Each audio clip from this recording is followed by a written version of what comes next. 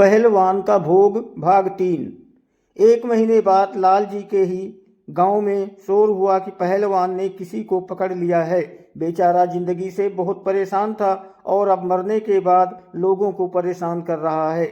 जिसको पहलवान ने पकड़ा था वो आदमी गांव के एक चौक पर जा बैठा था और लोग उसे घेर कर खड़े थे। जब उससे पूछा गया कि क्या चाहिए तो उसने साफ साफ कह दिया कि लाल जी से कह दो दारू पिला दे, मैं चला जाऊंगा। सब इस बात को जान चुके थे कि वो लाल जी के हाथों से दारू क्यों पीना चाहता है। आखिर लाल जी उसके प्रिय जो हो चुके थे। सब उसे पकड़कर वहीं अर्थान पर ले जाने के लिए कोशिश करने लगे तो उसने पहलवानी करनी शुरू कर दी। एक व्यक्ति को एक तरफ फेंका तो दूसरे को दूसरी तरफ और वापस चौक पर पलथी मारकर बैठ गया और कहने लगा, जब तक लाल जी के हाथ से दारू नहीं पी लेता मैं नहीं जाऊंगा। उसकी पहलवानी देखकर किसी की फिर हिम्मत न हुई कि वो उसे पकड़ते। अब शेष सिर्फ एक ही मार्ग था कि लाल जी को बुलाया जाए। सबने जाकर लाल जी को बुलाया और लाल जी इस बार तुरंत तैयार हो गए। शायद उन्हें कुछ प्रश्नों के उत्तर चाहिए थे। वो तुरंत जाकर वहां पहुंच गए।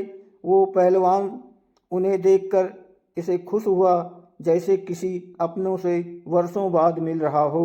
लाल जी आओ देखो, ये लोग मुझे मारने आ रहे थे।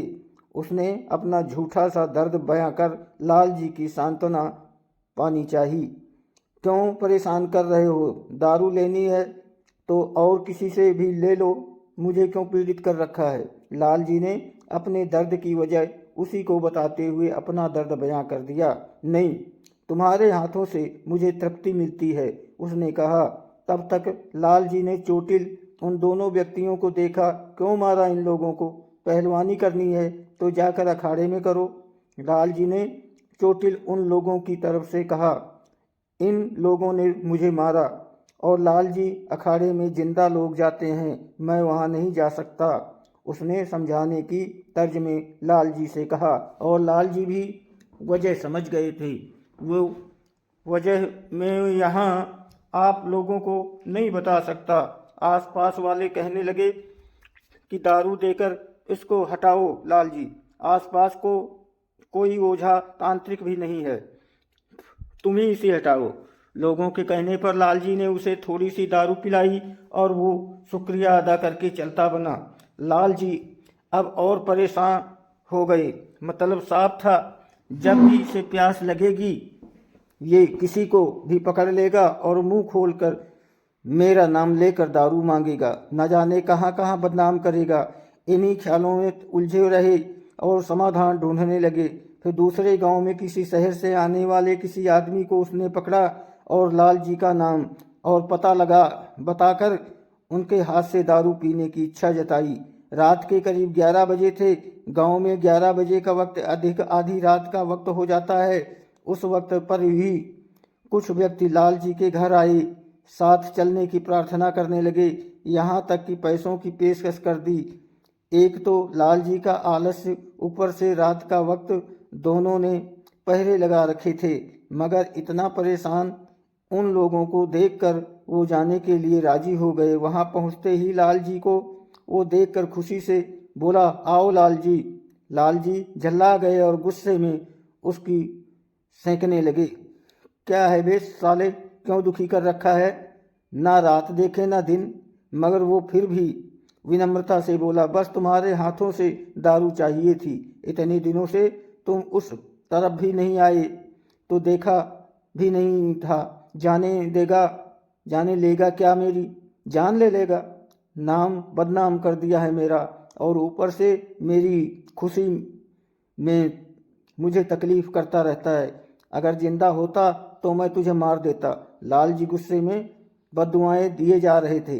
जान जाने का दुख तो मुझे है, तुम मुझे बस दारू पिला दो और जाने दो, तुम्हारी उम्र बहुत है, उसकी चिंता ना करो, उसने लाल जी के गुस्से का फिर से सरल उत्तर दिया। लाल जी को कुछ नहीं सूझा। उन्होंने उसे दारू देकर विदा कर दिया और अब उन्होंने कई जगह जाकर कई ओझा तांत्रिक ढूंढे, ताबीज वगैरह बनवाई ताकि वो पहलवान परेशान न कर सके। मगर इन सब का कोई औचित्य नहीं था, क्योंकि उसे तो सिर्फ लाल जी से दारू पीनी चाहिए थी और लाल जी को कोई नुकसान नहीं पहुंचाता था। दुआ ताबीज के बावजूद कहीं न कहीं से खबर आती कि फला गांव में फला फला आदमी को किसी ने पकड़ रखा है और वो लाल जी को बुला रहा है। लाल जी तुरंत समझ जाते और अनमने मन से वहाँ लोगों के आग्रह पर चले जाते। 4 गाली उसको देते, 4 गाली खुद को और अपने आलस्य को। अगर वो उन दिनों अर्थान पर जाकर भोग देते तो शायद ये मुसीबत कभी उनके पीछे न लगती। कभी बरसात, कभी जलती धूप, कभी रात, कभी सुबह, कभी कहीं तो कभी कहीं से कोई आ जाता, आके दारू दे के उसको बचा लो। उन्हें अपना काम छोड़कर भी जाना पड़ जाता। लाल जी को ये सब करते हुए करीब 1 साल बीत चुका था। अभी तक उन्हें कोई काबिल जानकार नहीं मिला था कि वो अपना पीछा छुड़ा पाते। जो मिले भी उन्होंने हाथ डालने से मना कर दिया। एक बार कहीं से एक जोगी घूमता फिरता न जाने कहाँ से उस गांव में आ गया। उसने लाल जी के घर का पता पूछा और लाल जी के घर पहुंच गया। लाल जी ने जब एक अनजान आदमी को देखा तो वो तुरंत तैयार हो गए कि फिर से उसी ने किसी को पकड़ा होगा जिससे ये योगी बुलाने आया है। लाल जी, आपसे एक बात करनी है, क्या आप मेरे साथ थोड़ी देर के लिए बाहर आएंगे? जोगी ने लाल जी से कहा। लाल जी को उनके बड़े भाई को भी थोड़ी हैरानी हुई कि बुलाने नहीं आए, सिर्फ बात करने आए हैं। जोगी लाल जी को एक किनारे ले गए। मैंने एक पहलवान जैसे आदमी को वहाँ रेल की पटरी पर देखा है, वो मर चुका है। उसने मुझे तुम तक ये संदेश देने को कहा है कि तुम उसे दारू पिलाओ एक निश्चित समय अंतराल पर। क्या तुम जानते हो उसे? जोगी ने लाल जी से कहा। इतना कहना कि लाल जी ने सारी अपनी व्यथा जोगी को सुना डाली और कहा कि शायद ये मेरी भाग्य ही है जो मुझे अपने आलस्य की सजा इस कदर मिल रही है। जोगी ने सारी बात सुनी और कहा कि मैं तुम्हें इससे निजात दिला सकता हूँ, मगर तुम्हें इसके लिए एक दारू की बोतल के साथ मेरे साथ आना होगा वहीं पर।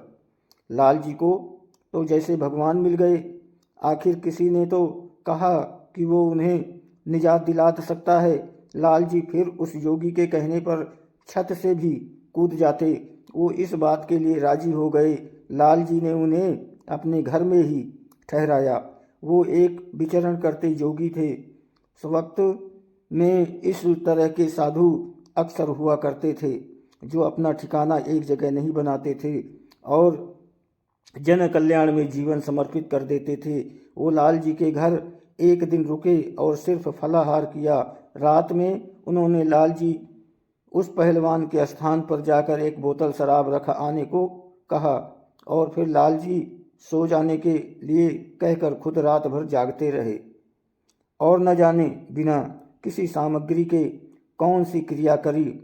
सुबह उठकर उन्होंने एक डिबिया सी दिखाई लाल जी को, उनके बड़े भाई को और कहा कि इसे रख लो। जब कभी पहलवान से कोई काम करवाना हो तो ये डिबिया खोलकर थोड़ी सी शराब पिला देना, तुम्हारा सारा कहा मानेगा, लेकिन इस डिबिया को कभी खाली मत करना। लेकिन लाल जी और उनके बड़े भाई दोनों ने उसे रखने से मना कर दिया और भेंट स्वरूप जोगी बाबा को नए वस्त्र दिए, जिसे उन्होंने खुशी से स्वीकार किया और अपने रास्ते चल दिए। लाल जी के लिए तो वो साक्षात भगवान का अवतार थे। तब से लाल जी ने निर्णय लिया कि आलस्य को दोबारा हावी नहीं होने देंगे और ना ही बिना जाने कहीं भी किसी को भी भोग देंगे।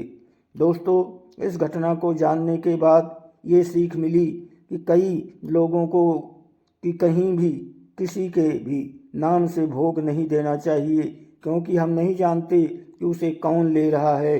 कई लोग इस तरह से भोग अर्पित करते हैं। याद रखिए, हर भोग विधिवत होना चाहिए। यूं ही बिना जानकारी के सिर्फ नाम लेकर अर्पित किया गया भोग अक्सर दूसरी शक्तियां ही ग्रहण करती हैं और इसकी आदि हो जाती हैं। इसलिए बिना किसी जानकार की सलाह के इसे कार्य बिल्कुल ना करें। दोस्तों, वीडियो को लाइक और सब्सक्राइब करें। आपके लिए मैं अच्छी से अच्छी कहानियाँ लेकर आता रहूँगा। आप लाइक सब्सक्राइब जरूर किया करें। आपकी बहुत मेहरबानी, धन्यवाद।